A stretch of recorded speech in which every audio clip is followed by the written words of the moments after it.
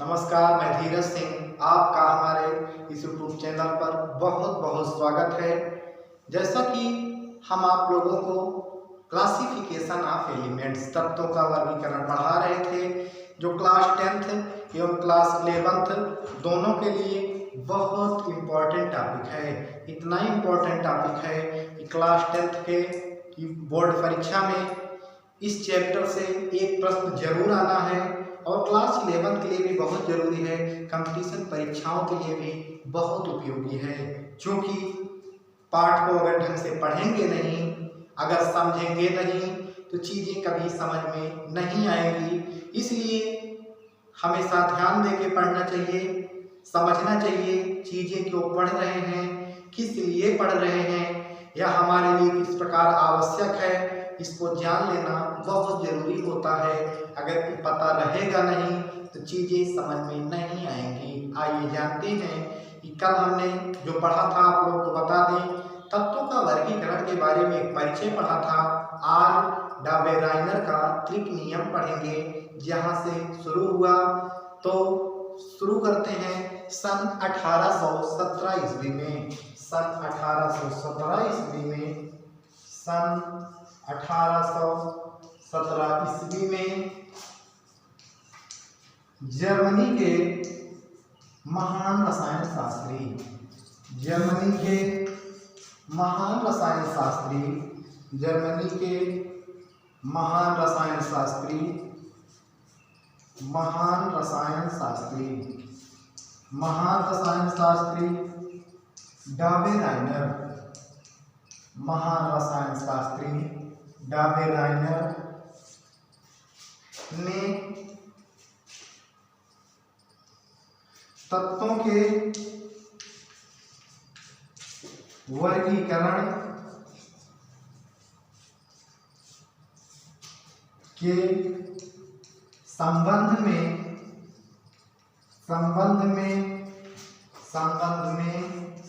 आवश्यकताओं को देखते हुए, संबंध में आवश्यकताओं को देखते हुए, संबंध में आवश्यकताओं को देखते हुए, आवश्यकताओं को देखते हुए एक नियम प्रतिपादित किया, एक नियम प्रतिपादित किया, एक नियम प्रतिपादित किया, एक नियम प्रतिपादित किया,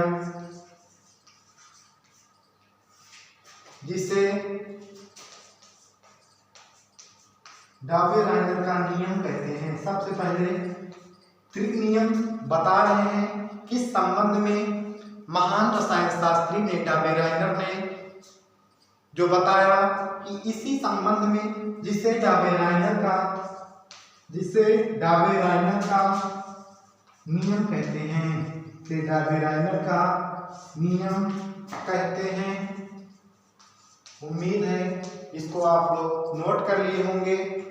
सन 1817 ईस्वी में जर्मनी के महान रसायन शास्त्री डाबेराइनर ने तत्वों के वर्गीकरण के संबंध में एक नियम प्रतिपादित देखते हुए एक नियम प्रतिपादित किया, जिसे डाबेराइनर का त्रिक नियम कहते हैं। इसको मिटा दे रहे हैं।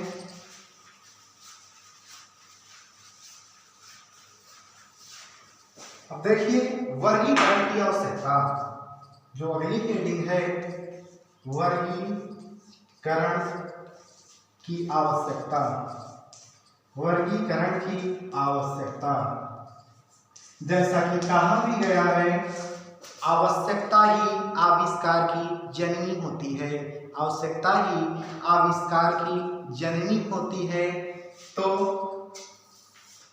किसी भी तत्व के भौतिक एवं रासायनिक गुणों के बारे में जानना बेहद कठिन काम था। फिर से सुन लीजिए, किसी भी तत्व के भौतिक एवं रासायनिक गुणों के बारे में जानना बहुत कठिन काम था। इसीलिए तत्वों को व्यवस्थित करना, एक क्रम में व्यवस्थित करना। आइए एक उदाहरण से, व्यवहारिक उदाहरण से समझने का प्रयास करते हैं। मान लीजिए ये आपका कमरा है, ये आपका मान लीजिए कमरा है। ये आपका एक कमरा है। कुछ वस्तुएं यहाँ रखी हैं, कुछ वस्तुएं यहाँ रखी हैं, कुछ वस्तुएं यहाँ रखी हैं, कुछ वस्तुएं यहाँ रखी हैं, कुछ यहाँ पे व्यवस्थित हैं। इस कमरा में विभिन्न कमरे में विभिन्न प्रकार की वस्तुएं रखी हुई हैं। अब ध्यान दीजिए, जैसे यहाँ पे कपड़ा है, यहाँ पे खाद्यान्न वस्तुएं हैं, यहाँ पे कुछ और है, यहाँ पे कुछ और है, यहाँ पे कुछ और है, 5 अन्य प्रकार की रखी हैं। अगर सबको एक साथ समेट के रख दिया जाए तो जितनी भी चीजें हैं देखने में न तो व्यवस्थित लगेंगी, न उसके बारे में जाना जा सकेगा। इसीलिए मान लीजिए कोई फंक्शन आया, कोई त्योहार आया, अगर कपड़े खरीद के लाते हैं तो कपड़े को कपड़े में ही रखेंगे। अगर कोई दूसरा चीज लाते हैं, अगर कोई सेम अर्थात समान प्रकार के तत्वों को, यहाँ पे हम इसकी तुलना तत्व से करते हैं, अर्थात समान प्रकार के तत्वों को समान स्थान पर रखना। अर्थात अगर हम कपड़े को कपड़े के स्थान पर रखेंगे तो गुण महंगा हो या सस्ता हो वो अलग बात है, लेकिन कपड़ा कपड़ा रहेगा, उसको यहाँ पे रखेंगे, जो सेम चीजें यहाँ पे रखेंगे, जो सेम चीजें रहेंगी उसको यहाँ पे रखेंगे। अर्थात जो चीजें होती हैं समान प्रकार के। तो डाबेराइनर ने जो बताया, अर्थात इन्होंने क्या बताया, तत्व के जो तत्व हैं अर्थात समान प्रकार के, इन्होंने जो कहा कि समान प्रकार के तत्व बढ़ते हुए क्रम में, इन्होंने बढ़ते हुए क्रम में रखा समान प्रकार के तत्व। 3 तत्वों को लिया था। 3 तत्व में पहला तत्व, 3 तत्व को, जैसे पहला तत्व है लिथियम, जैसे एलाई लिथियम हो गया, और दूसरा जो था वह है मान लीजिए सोडियम है, और सोडियम के बाद जो तीसरा तत्व है वह पोटेशियम है, जो तीसरा तत्व है वह पोटेशियम है। तो इसका इन्होंने जो बताया, पहले तत्व का द्रव्यमान और तीसरे तत्व का परमाणु द्रव्यमान, पहले तत्व का कह सकते हैं परमाणु भार। ध्यान दीजिए, पहले तत्व का परमाणु भार, तीसरे तत्व का परमाणु भार जो होता है, उन दोनों का माध्य जो होता है वह बीच वाले तत्व के बराबर होता है। ठीक से समझ लीजिए, पहले तत्व का परमाणु द्रव्यमान तीसरे तत्व के परमाणु द्रव्यमान के जो बीच वाला तत्व, वो दोनों का जो माध्य होता है बीच वाले तत्व के बराबर होता है। अर्थात एक इसका फार्मूला है, ध्यान दीजिए, जो फार्मूला है, पहला तत्व प्रथम, मान लीजिए प्रथम डायरेक्ट लिख दे रहे हैं, प्रथम का परमाणु द्रव्यमान प्लस तीसरे का बटे 2, माध्य क्या निकालते हैं, वो माध्य निकालते हैं, 2 से भाग दिया जाता है। ध्यान दीजिए, मान लीजिए इसका होता है 7 और इसका होता है क्या कहते हैं 39.09 में होता है, इसका 6.975 होता है, डायरेक्ट 7 लिख सकते हैं, इसको डायरेक्ट 39 लिख रहे हैं।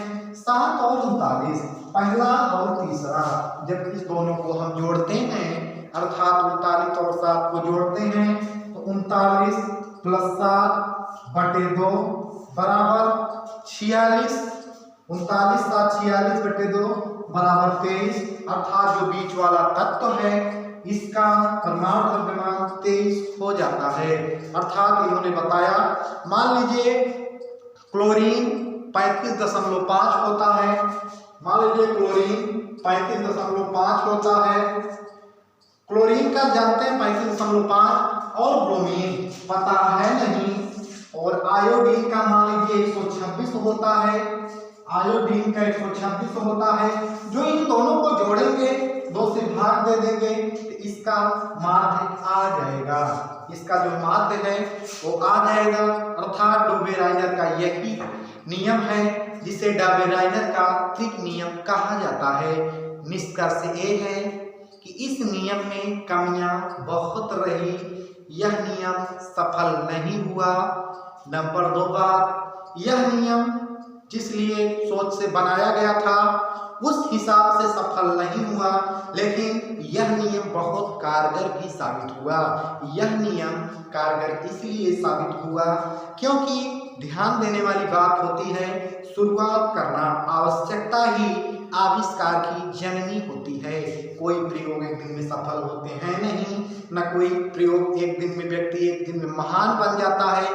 धीरे धीरे अर्थात यहाँ से शुरुआत हुई थी, डाबेलाइनर के ग्रीक नियम से यहाँ से शुरुआत की गई थी। धीरे धीरे प्रक्रिया बढ़ती गई, जो अलग अलग तरीके से प्रयोग होते रहे उससे वैज्ञानिकों ने सीख लेते रहे, जो वैज्ञानिक थे सीख लेते रहे। कमियों को ही सुधारने से व्यक्ति महान बनता है, कमियों को सुधारने से ही व्यक्ति महान बनता है। इनकी कमियों को सुधारने के लिए न्यूलैंड साहब आ गए। कल हम आप लोग को चर्चा करेंगे न्यूलैंड के अष्टक नियम का। तो कल हमारा टॉपिक होगा न्यूलैंड का अष्टक नियम होगा। कल उस टॉपिक पे हम चर्चा करेंगे, उसके बारे में जानेंगे, जानने का प्रयास करेंगे। यदि शाखाएं रही तो फूल भी आएंगे, पत्ते भी आएंगे। ये दिन बुरे हैं तो अच्छे भी आएंगे। बहुत बहुत धन्यवाद। मेहनत करने का प्रयास करिए, निश्चित रूप से सफलता मिलेगी। मैं धीरज सिंह कल आप लोग से फिर मिलेंगे न्यूलैंड के अष्टक नियम के साथ। यह क्लास 10 एवं 11 दोनों के लिए था, बहुत जरूरी था। जानने का प्रयास करिएगा, निश्चित रूप से चीजें समझ में आएंगी। बहुत बहुत धन्यवाद।